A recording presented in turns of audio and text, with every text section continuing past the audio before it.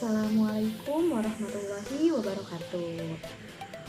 Kami dari kelompok 2 yang beranggotakan saya sendiri, Almira Rahmati Syahida, dan rekan saya yang bernama Humayratun Nisa dan Meida Sari. Kami akan mempresentasikan materi yang berjudul variabel, data, pengumpulan, dan penyajian data pada mata kuliah Statistik Pendidikan yang diampu oleh dosen Ibu Riri Nur Hijriani MPD. Baiklah teman-teman, mari kita simak pemaparan materi dari kelompok 2. Selamat menyaksikan.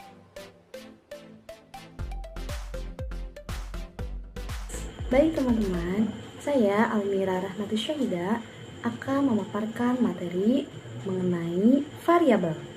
Yang pertama, pengertian variabel. Secara teoritis, variabel dapat diartikan sebagai suatu atribut atau sifat nilai dari orang, objek, atau kegiatan yang mempunyai variasi tertentu yang ditetapkan oleh peneliti untuk dipelajari dan kemudian ditarik kesimpulannya. Secara singkatnya, variabel ini merupakan objek dari penelitian atau apa yang menjadi fokus dari penelitian itu sendiri. Yang kedua, jenis-jenis variabel. Pada umumnya, variabel ini akan ditentukan oleh seorang peneliti untuk dipelajari dan digali informasinya untuk kemudian ditarik kesimpulannya dari hasil penelitian tersebut. Oleh karena itu, variabel ini dapat mempengaruhi hasil dari suatu penelitian. Dan oleh karena itu, terdapat banyak jenis-jenis variabel yang bisa digunakan. Di antaranya yaitu bisa dilihat dari segi hubungan, sifat, urgensi, skala pengukur, dan penampilan waktu pengukur. Yang pertama, jenis variabel berdasarkan hubungan antar variabel. Berdasarkan hubungannya, variabel digolongkan menjadi 3 jenis. Yang pertama, variabel bebas. Kedua, variabel terikat, dan yang ketiga, variabel kontrol. Yang kesatu, variabel bebas. Variabel ini merupakan jenis variabel yang menjadi penyebab adanya perubahan pada variabel yang lainnya. Kedua, variabel terikat merupakan jenis variabel yang dipengaruhi oleh adanya perubahan variabel bebas. Dan yang ketiga, variabel kontrol merupakan jenis variabel yang dapat dikendalikan atau dikontrol oleh seorang peneliti. Yang kedua, jenis variabel berdasarkan sifatnya. Nah, pada umumnya, variabel ini digolongkan menjadi 2 bagian. Yang pertama, variabel statis, dan yang kedua, variabel dinamis. Variabel statis merupakan jenis variabel yang tidak dapat berubah-ubah nilainya, keadaan, atau bahkan karakteristiknya. Sedangkan variabel dinamis adalah variabel yang nilai, keadaan, atau karakteristiknya dapat berubah-ubah. Selanjutnya, jenis variabel berdasarkan urgensi faktual. Berdasarkan jenisnya ini dibagi menjadi 2. Yang pertama, variabel konseptual, dan yang kedua, variabel faktual. Variabel konseptual merupakan variabel yang tidak terlihat secara jelas atau sesuai fakta. Contohnya seperti motivasi, minat, bakat, dan kinerja. Sedangkan variabel faktual merupakan variabel yang dapat terlihat nyata secara jelas. Contohnya adalah tegangan, arus, gen, usia, dan lain sebagainya. Yang keempat, jenis variabel berdasarkan skala pengukur. Pada jenis ini dibagi menjadi 4 bagian. Yang pertama nominal, yang kedua ordinal, ketiga interval, dan yang keempat rasio. Adapun jenis variabel berdasarkan penampilan waktu pengukuran dibagi menjadi 2. 1. Variabel maksimalis, dan kedua variabel tipikalis. Variabel maksimalis adalah variabel yang dalam proses pengumpulan datanya terdapat dorongan kepada responden. Sedangkan variabel tipikalis adalah variabel yang dalam proses pengumpulan datanya tidak disertai dorongan kepada responden. Selanjutnya, jenis skala variabel. Jenis skala variabel ini dibagi menjadi 4 bagian. Yang pertama skala nominal, kedua skala ordinal, ketiga skala interval, dan yang keempat skala rasio. 1. Skala nominal. Skala nominal merupakan skala pengukuran yang paling sederhana atau tingkatannya paling rendah di antara skala yang lainnya. Ini, peneliti akan mengelompokkan objek, baik individu ataupun kelompok ke dalam kategori tertentu dan disimbolkan oleh label atau kode tertentu. Yang kedua ialah skala ordinal. Skala ordinal memiliki tingkatan yang lebih tinggi dibandingkan dengan skala nominal. Di dalam skala ordinal, objek atau kategorinya disusun berdasarkan urutan tingkatannya, mulai dari terendah sampai tertinggi atau bisa sebaliknya. Yang ketiga yaitu skala interval. Skala interval merupakan skala pengukuran yang biasa digunakan untuk menyatakan peringkat untuk antar tingkatan. Skala interval ini memiliki kedudukan yang lebih tinggi dari skala nominal dan skala ordinal. Adapun besar interval atau jarak satu data dengan data lainnya memiliki bobot nilai yang sama. Yang keempat atau terakhir yaitu skala rasio.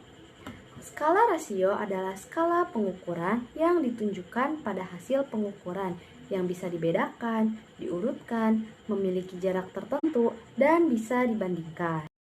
Skala rasio ini merupakan skala dengan tingkatan yang paling tertinggi di antara 3 skala tadi yang telah disebutkan. Pengertian data secara umum menurut Kamus Umum Bahasa Indonesia atau KUBI. Data adalah bukti yang ditemukan dari hasil penelitian yang dapat dijadikan dasar kajian atau pendapat. Secara teknis, data lebih berkaitan dengan pengumpulannya secara empiris. Dengan demikian, data merupakan satuan terkecil yang diwujudkan dalam bentuk simbol angka, simbol huruf, atau simbol gambar yang menggambarkan nilai suatu variabel tertentu, sesuai dengan kondisi data di lapangan. Simbol angka, huruf, atau gambar sering disebut dengan data mentah atau besaran yang belum menunjukkan suatu ukuran terhadap suatu konsep atau gejala tertentu. Besaran data tersebut belum memiliki arti apapun jika belum dilakukan pengolahan atau analisis lanjut dalam bentuk informasi atau indikator pendidikan. Pendapat lain menyatakan bahwa data adalah segala fakta dan angka yang dapat dijadikan bahan untuk menyusun suatu informasi. Kegunaan data, pengambilan keputusan dalam perencanaan dan pelaksanaan program pembangunan pendidikan, baik di pendidikan formal maupun non-formal, sangat dipengaruhi oleh tersedianya data yang lengkap. Data dipercaya, relevan, dan tepat waktu. Dalam rangka mencapai perencanaan dan pelaksanaan program yang mantap, maka semua unit kerja yang menangani perencanaan pendidikan memerlukan data yang memadai. Lalu, manfaat data. Data yang tersebar di sekeliling kita mempunyai peran yang sangat strategis hampir di seluruh sektor kehidupan manusia. Demikian pula, data pendidikan memiliki manfaat yang besar dalam menentukan program pembangunan pendidikan. Manfaat data secara garis besar dapat dikelompokkan dalam 4 kategori, yaitu 1. Dasar penyusunan rencana dan program. Kedua, alat kontrol atau monitor pelaksanaan program. Dan yang ketiga, dasar penelitian atau evaluasi. Dan yang keempat, pengambilan keputusan atau penentuan. Jenis-jenis data. Jenis-jenis data yang digunakan dalam pembangunan pendidikan di tingkat provinsi dan di tingkat kabupaten atau kota dapat ditinjau dari berbagai aspek, yaitu yang pertama, aspek bentuk, kedua, aspek sifat, ketiga, aspek sumber, keempat, aspek waktu pengumpulan, kelima, aspek skala, keenam, aspek sebarannya, dan ketujuh, aspek kepentingan. Kriteria data yang baik atau berkualitas Mengingat sangat pentingnya peranan data dalam pembangunan pendidikan, khususnya untuk menyusun rencana dan program pembangunan pendidikan, maka data itu harus baik atau berkualitas. Kualitas data yang sangat tergantung dari cara seseorang dalam memperoleh data. Bila pengumpulan data dilakukan secara serampangan, maka data yang diperoleh tidak akan berkualitas, walaupun data tersebut data primer. Demikian juga, misalnya seorang peneliti ingin mendapatkan informasi tentang gaji guru di suatu sekolah, maka secara relatif data sekunder akan lebih berkualitas karena diperoleh dari daftar gaji yang kemungkinan lebih akurat datanya. Sedangkan langsung diperoleh dari guru yang bersangkutan sebagai data primer, maka bisa terjadi kekurang tepatan dalam memberikan informasi.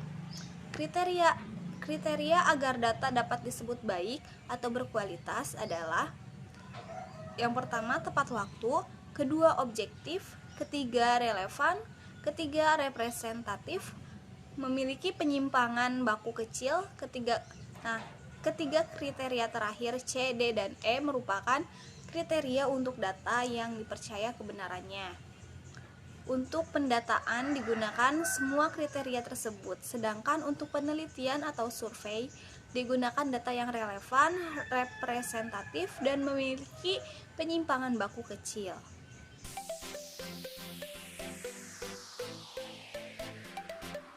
Nah, untuk selanjutnya yaitu poin mengenai penyajian dari hasil data yang telah dihitung. Kita bisa menggunakan beberapa macam bentuk dari diagram untuk bisa menghasilkan sebuah data.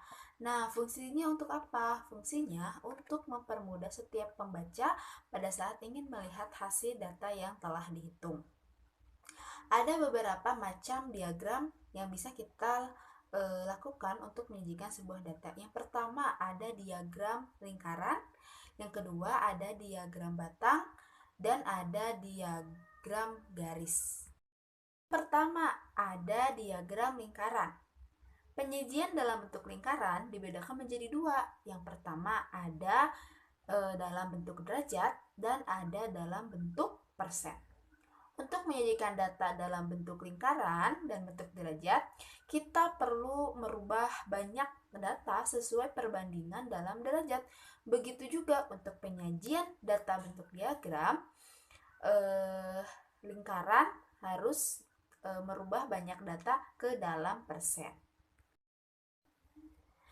Nah, untuk selanjutnya yaitu diagram berbentuk batang. Diagram batang ini memang lebih mudah digunakan dibanding dengan diagram lingkaran, karena kita hanya perlu menyesuaikan keterangan data dan banyak data pada masing-masing sumbu X atau Y. Selanjutnya, kita hanya perlu menggambar batangnya sesuai data yang diketahui.